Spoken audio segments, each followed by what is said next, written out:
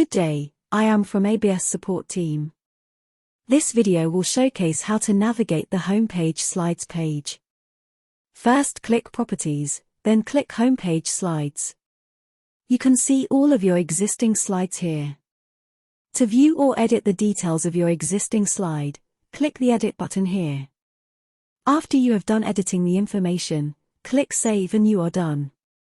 If you want to delete a slide, click on the trash can icon here.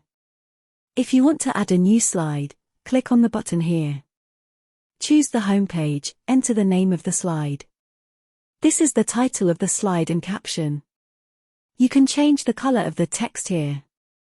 This is to choose the position of the image and this is to upload your image. Make sure the image has a resolution of 1700px x 600px. After you enter everything, click Save to add the new slide. Thank you.